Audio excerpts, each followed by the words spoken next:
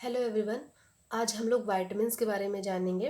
और जैसे वाइटामिन्स क्या हैं, कितने टाइप के होते हैं, उनका क्या फंक्शन होता है, उनकी डिफिशियंसी से क्या होता है, और हम कैसे टेस्ट करेंगे कि वाइटामिन्स का हमारे बॉडी में प्रेजेंस इस टाइम कितना है, क्या है। तो सबसे पहले हम बात करेंगे कि हमने पहला पॉइंट लिखा है कि वाइटामिन्स आर ऑर्गेनिक कंपाउंड्स।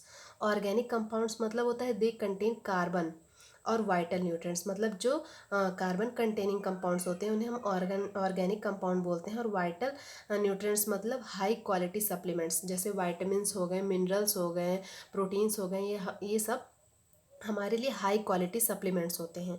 इसके अलावा 13 रिकॉग्नाइज्ड वाइटामिन्स हैं। मतलब अभी तक 13 विटामिन की खोज हो चुकी है।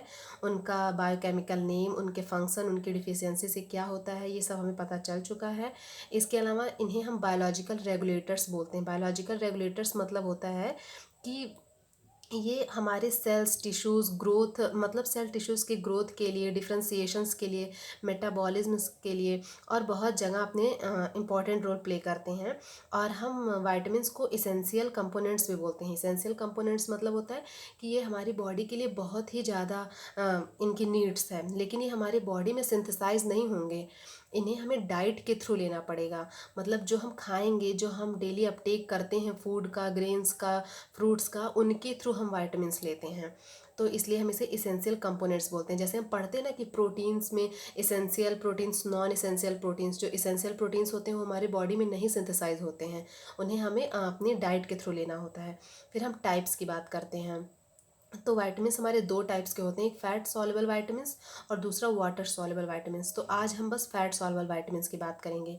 तो फैट सॉल्युबल वाइटामिन्स मतलब होते हैं कि जो भी हम डाइट ले रहे हैं, जो हम खा रहे हैं, तो वो एब्जॉर्ब होता है हमारे लिम्फ में, और वहाँ से वो ट्रांसपोर्ट होता है हमारे ब्लड में, और फिर ब्लड से जो ट्रांसपोर्ट होता है फिर वो जाके स्टोर होता है लिवर और फैटी टिश्यूज़ में।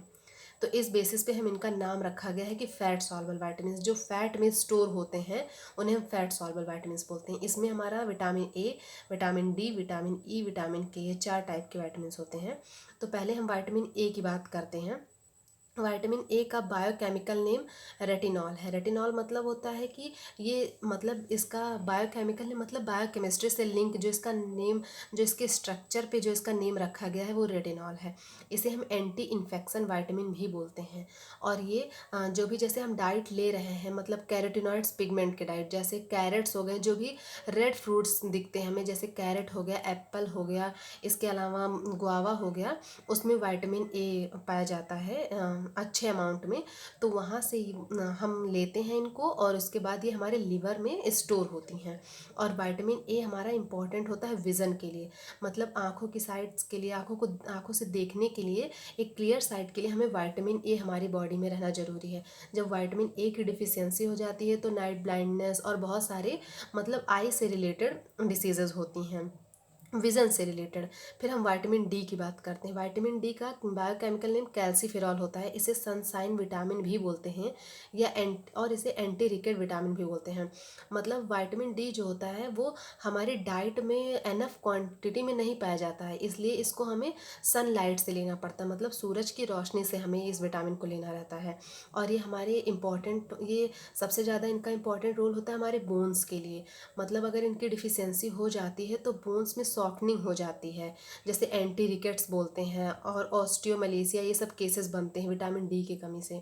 फिर हम विटामिन ई पे आते हैं। विटामिन ई का नेम होता है टोकोफेरॉल। ये एंटी स्टरलिटी है हार्मोन, इसको हम एंटी स्टरलिटी विटामिन बोलते हैं। एंटी स्टरलिटी मतलब होता है बांझपन, तो ये स्टरलिटी को प्रिवेंट करता है। और इसे हम ब्यूटी विटामिन भी बोलते हैं। ब्यूटी विटामिन मतलब होता है कि ये इंपॉर्टेंट होता है हमारे स्किन के लिए, मतलब गोइंग नेचुरल स्किन के लिए हमें विटामिन ई के टैबलेट्स भी आते हैं। इसके अलावा विटामिन के की बात करते हैं। विटामिन के का केमिकल नेम होता है फिलोक्विनॉन। फिलोक्विनॉन, और इससे जो होता है एंटी हीमोरेजिक विटामिन भी बोलते हैं।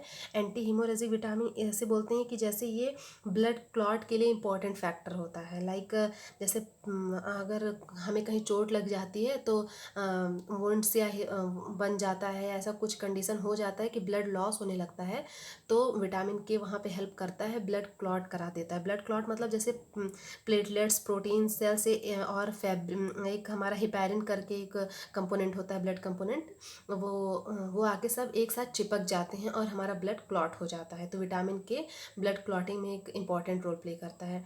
इसके अलावा हम क्या टेस्ट करते हैं जो हमारे फैट सॉल्वर विटामिन, इनको जानने के लिए, तो इसमें हम 2 टेस्ट होता है, एक serum level of fat solver और विटामिन पैनल ब्लड टेस्ट। इसमें हम ब्लड विटामिन प्रोफाइल टेस्ट, इन दोनों को बोलते हैं विटामिन प्रोफाइल टेस्ट।